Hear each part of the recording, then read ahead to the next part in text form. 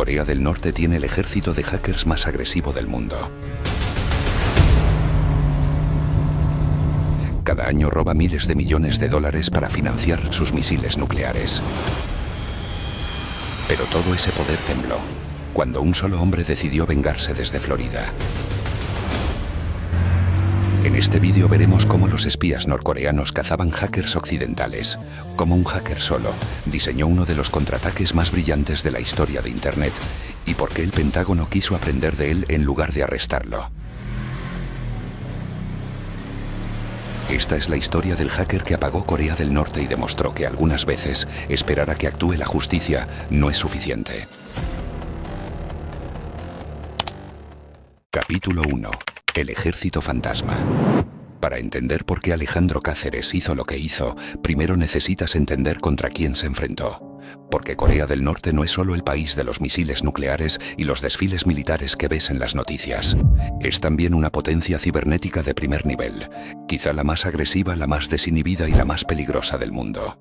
Y la razón de eso es simple y aterradora al mismo tiempo. Corea del Norte no tiene nada que perder. Las sanciones internacionales han estrangulado la economía del país durante décadas. No pueden vender petróleo, no pueden importar tecnología, no pueden acceder al sistema financiero global. Tienen 25 millones de personas viviendo en condiciones que el resto del mundo dejó atrás hace 70 años. Pero tienen algo que no necesita infraestructura ni fábricas, ni comercio internacional.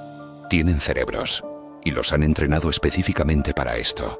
El régimen de Kim Jong-un selecciona desde la infancia a los chicos con mayor aptitud matemática y los canaliza hacia programas de formación intensiva. Los mejores acaban en unidades como el Grupo Lazarus, el nombre con el que los analistas occidentales bautizaron a los hackers de élite norcoreanos.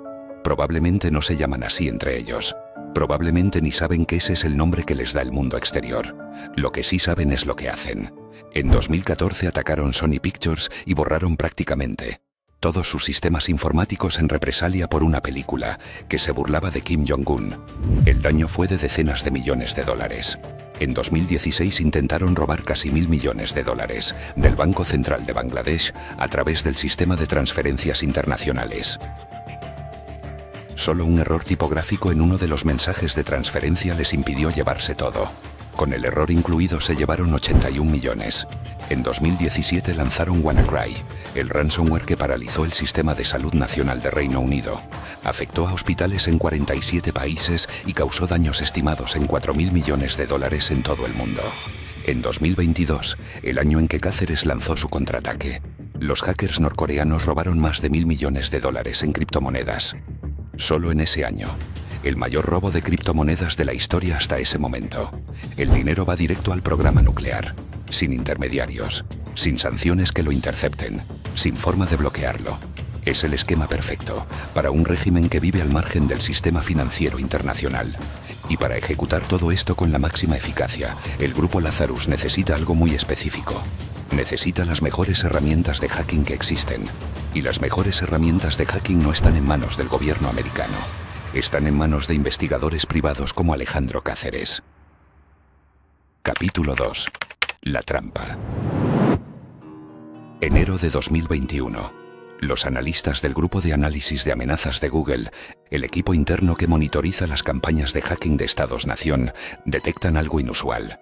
Alguien está construyendo identidades falsas en Internet, con una precisión y paciencia que no es normal en operaciones criminales ordinarias. Perfiles de Twitter con años de historial, cuentas de LinkedIn con trayectorias profesionales elaboradas, un blog técnico de ciberseguridad con artículos detallados sobre vulnerabilidades reales, escritos por alguien con conocimiento técnico genuino, identidades con nombre, foto, currículum, publicaciones y seguidores reales. Todo falso. La operación se llama internamente Dream Job. El grupo Lazarus lleva años perfeccionándola. El método funciona así. Primero construyes una persona creíble, un investigador de seguridad con años de actividad pública, contribuciones a proyectos open source, una pequeña red de contactos reales que se han ido acumulando orgánicamente porque la cuenta lleva años activa. Luego identificas tu objetivo, un investigador de ciberseguridad con acceso a herramientas valiosas, vulnerabilidades sin publicar y técnicas de hacking avanzadas. Y entonces contactas, de investigador a investigador, con el tono adecuado, con preguntas técnicas reales, con una propuesta de colaboración en un proyecto que suena completamente legítimo. En algunos casos, las conversaciones duraban semanas antes del ataque, meses, el tiempo que hiciera falta para ganarse la confianza del objetivo. Una vez establecida la relación, el siguiente paso era simple. Te mando una herramienta que desarrollé. Pruébala y dime qué te parece. La herramienta era real, funcionaba y contenía una puerta trasera invisible. En enero de 2021, cuando Google publicó el informe que destapó toda la campaña, Alejandro Cáceres leyó la descripción de las técnicas utilizadas y sintió algo que se instala en el estómago como una piedra fría. Lo habían intentado con él. Alguien que usaba el nombre James Willey había contactado con Cáceres semanas antes. Le había ofrecido colaborar en una investigación de vulnerabilidades. Le había mandado un archivo. Cáceres, metódico como siempre, lo había abierto en una máquina virtual aislada. Un entorno completamente separado de su sistema real, diseñado específicamente para contener cualquier amenaza sin que se extienda. En ese momento creyó que había esquivado el peligro. Pero al leer el informe de Google con todos los detalles técnicos de la campaña, Cáceres revisó el archivo que había recibido con más cuidado. Tenía una puerta trasera sofisticada, un backdoor diseñado para sobrevivir el entorno virtualizado en ciertas condiciones, para comunicarse con servidores de comando y control del grupo Lazarus, para robar las herramientas de Cáceres y enviarlas a Pyongyang. Los espías de Kim Jong-un habían intentado infiltrarse en su ordenador personal, usando una identidad falsa construida durante meses, específicamente para generar confianza en gente como él. Cáceres lo reportó al FBI esa misma semana. Un agente se presentó, tomó declaración, anotó los detalles técnicos, dijo que se mantendrían en contacto y desapareció. Semanas después, silencio. Un mes después, silencio. 3 meses después, silencio.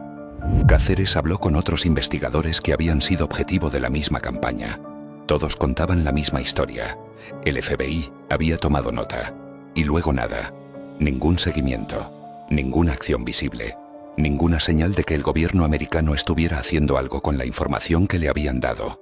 El grupo Lazarus había atacado a ciudadanos americanos en suelo americano. Había intentado robar herramientas de hacking avanzadas para usarlas en operaciones contra objetivos en todo el mundo.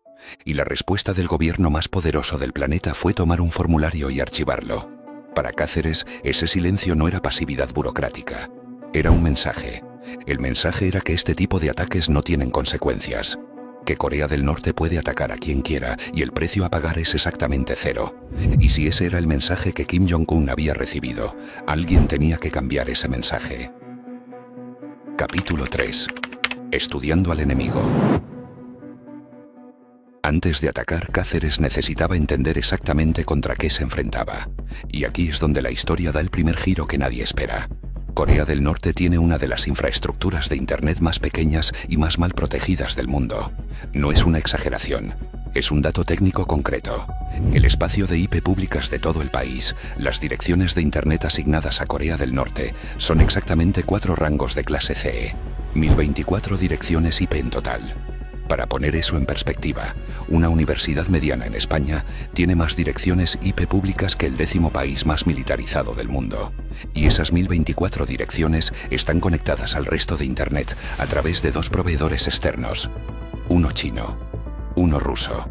Rusia empezó a suministrar conexión a Internet a Corea del Norte en 2017 a través de un cable de fibra óptica que cruza el puente fronterizo entre los 2 países.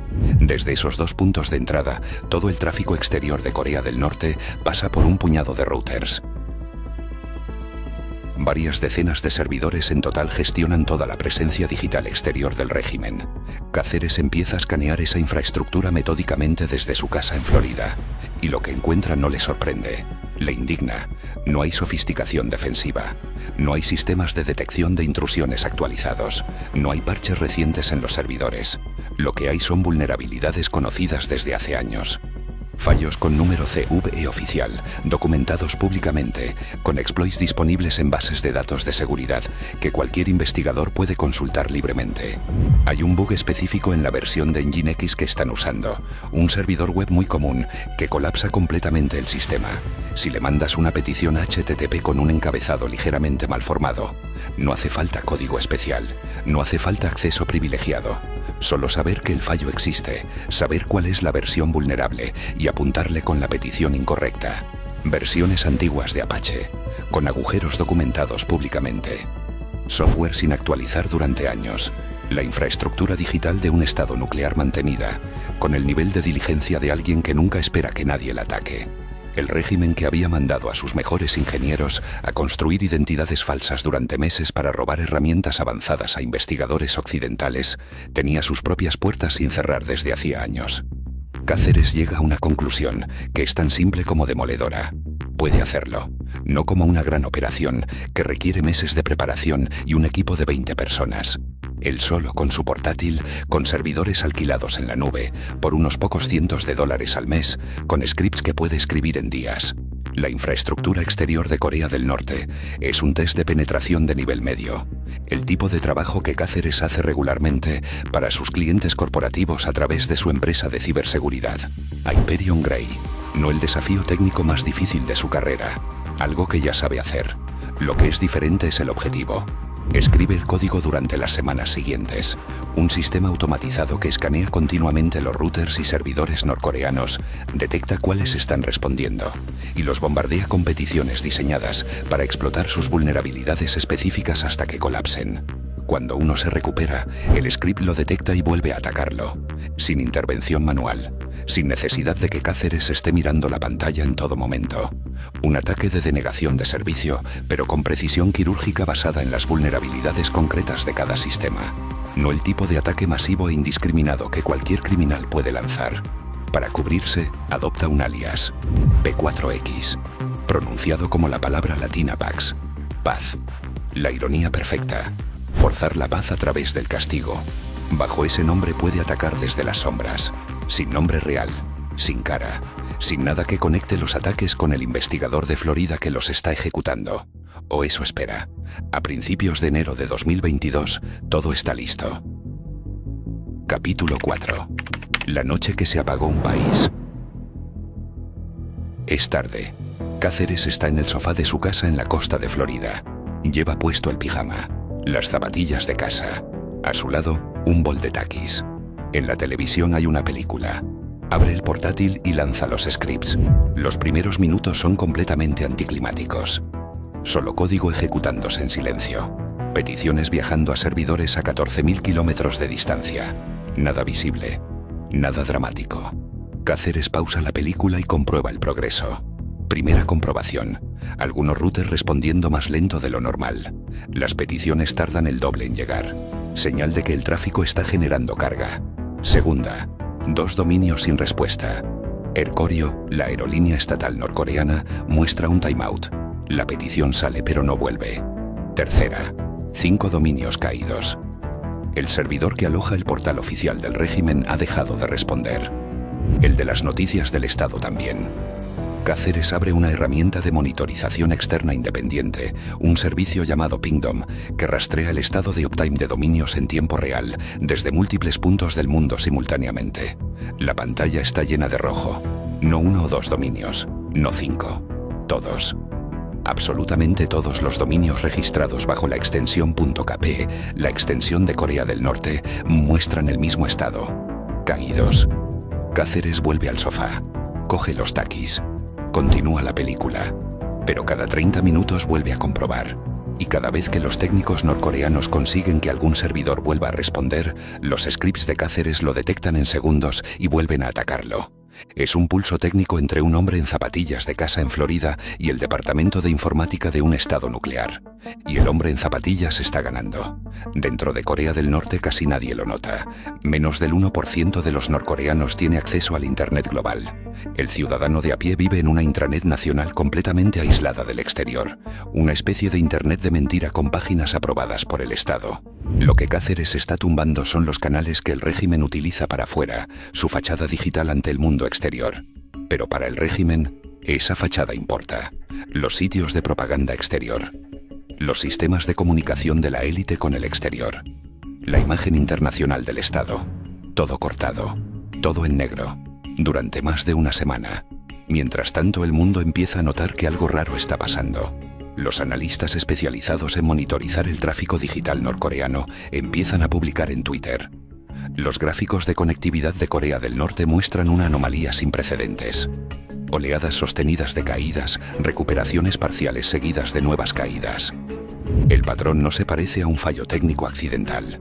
Parece un ataque activo y sostenido. La especulación explota en los foros de ciberseguridad y en los medios especializados. ¿Será el Comando Cibernético de Estados Unidos respondiendo a la reciente serie de ensayos de misiles? Corea del Norte había lanzado 5 misiles en los primeros días de enero, el ritmo más alto desde 2019. La coincidencia temporal era demasiado llamativa para ignorarla. ¿Será una operación coordinada de la NSA? ¿Será Corea del Sur ejecutando una represalia encubierta? ¿O será alguna potencia occidental enviando un mensaje a Pyongyang para que moderara su programa de misiles? Los artículos de análisis debaten sobre la nueva doctrina de disuasión cibernética americana, sobre si esto representaba un cambio en la estrategia de Washington, sobre las implicaciones geopolíticas de lo que parecía ser el primer ataque cibernético declarado contra infraestructura norcoreana. Cáceres lee esos artículos desde el mismo sofá donde está ejecutando el ataque. Un investigador veterano de ciberseguridad que lleva años monitorizando el tráfico norcoreano publica que está viendo una oleada masiva y misteriosa de ataques, tumbando redes enteras.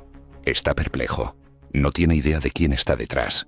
Cáceres tuitea como P4X, su alias. Uno se siente bien. El año pasado intentaron hackearme y no pasó nada. Ahora les toca a ellos. El tuit no revela su identidad. No da ningún detalle técnico. Pero está ahí. Una nota al margen en el debate global sobre quién había atacado a Corea del Norte. Durante más de una semana mantiene la presión. El ataque no es continuo e implacable. Lo pulsa, lo activa, lo deja descansar, lo vuelve a activar. Quiere que parezca sostenido pero no permanente. Quiere que el régimen sienta que alguien puede apagarles cuando quiera, pero no que pretende apagarles para siempre. Es un mensaje calculado. Meses después, en una entrevista, Cáceres lo explicará con una frase directa. Dejé que su internet volviera porque quise. Podría haberles dejado sin conexión indefinidamente. Quería que esto fuera una advertencia, no una demolición. Capítulo 5. El Pentágono llama a la puerta. Cáceres había planeado hacerlo en silencio. Atacar. Demostrar que era posible. Desaparecer. Pero cuanto más tiempo pasaba observando cómo el mundo entero atribuía sus ataques a operaciones de Estado coordinadas, con presupuestos millonarios, más claro le quedaba que el mensaje real se estaba perdiendo completamente. Porque el mensaje no era solo para Corea del Norte. Era para el FBI que tomó su declaración y desapareció. Era para cada agencia de inteligencia americana que había recibido información sobre ataques del grupo Lazarus contra ciudadanos americanos y había decidido que no era prioridad suficiente para actuar. Era una demostración en vivo de que si un individuo solo con recursos de $1000 al mes en servidores alquilados podía apagar Internet en un país entero durante una semana, entonces un gobierno con el talento y los recursos del americano tenía la capacidad de responder a este tipo de ataques de una manera que hasta ahora no había decidido usar. Cáceres contactó con la revista White, les ofreció la historia completa. Les mandó capturas de pantalla en vivo de sus herramientas mientras los servidores norcoreanos caían. Les mandó vídeos grabados de su pantalla mostrando el proceso en tiempo real. Les dio acceso a evidencias técnicas verificables de que era él quien estaba tumbando la infraestructura norcoreana en ese momento. Wired publicó la historia en enero de 2022 con el alias P4X intacto. El mundo supo que había sido una sola persona. Un hacker individual, no un ejército cibernético. Cáceres esperó que llegaran a buscarle. No llegó nadie a buscarle. Lo que llegó, en las semanas siguientes a la publicación del artículo, fueron mensajes discretos a través de contactos en común.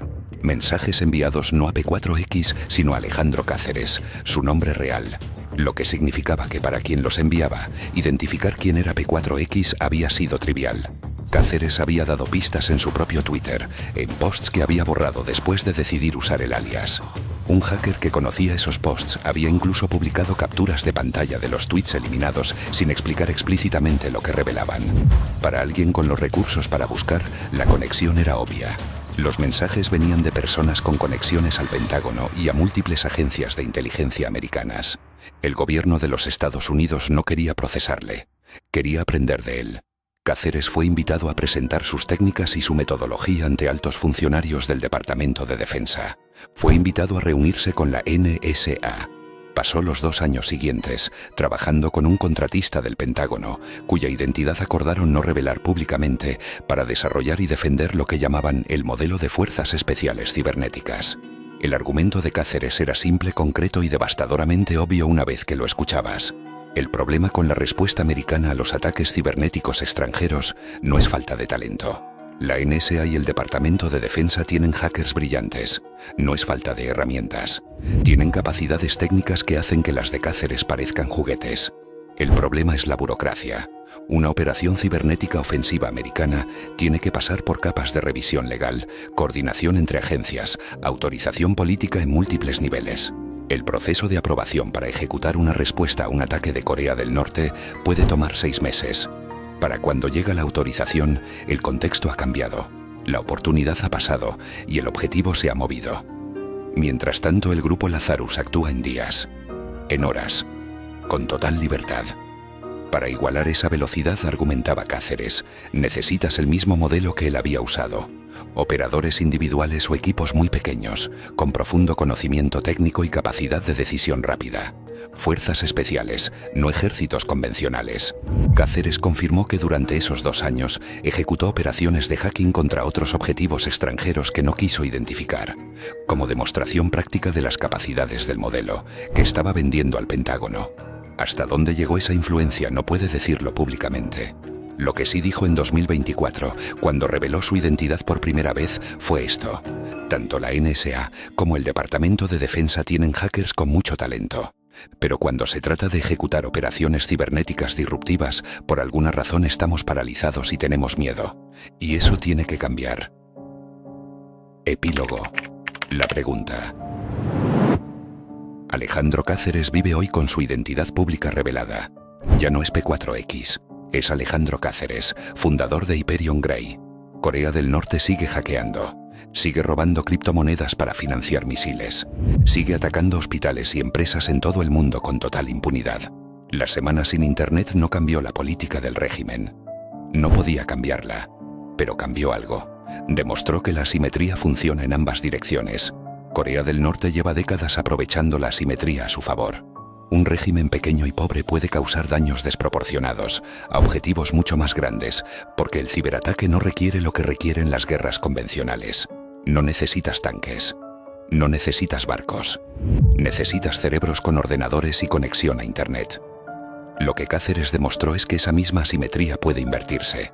Un individuo con conocimiento suficiente puede causar un daño desproporcionado a la infraestructura de un Estado. No para siempre, no de manera permanente, pero suficiente para que duela, suficiente para que sea visible, suficiente para que el mensaje llegue. Y aquí está la pregunta con la que hay que terminar esto. Si Alejandro Cáceres, solo, en su casa, con servidores alquilados por unos cientos de dólares al mes, pudo apagar Internet en Corea del Norte durante una semana. Si el mismo gobierno americano que lo ignoró cuando reportó el ataque del grupo Lazarus, luego quiso aprender de sus técnicas. Si la infraestructura del régimen más aislado del mundo resultó ser tan vulnerable que un test de penetración de nivel medio fue suficiente para tumbarla.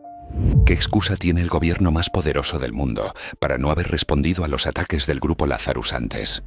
¿Qué significa que necesitara que un ciudadano privado, furioso y en pijama, le demostrara que era posible? ¿Y qué dice de los próximos 10 años si la respuesta de los estados sigue siendo más lenta que la de los individuos? No hay una respuesta cómoda a ninguna de esas preguntas. Alejandro Cáceres lo sabe. El Pentágono lo sabe. Y Kim Jong-un, que sigue lanzando misiles financiados con criptomonedas robadas, probablemente también lo sabe.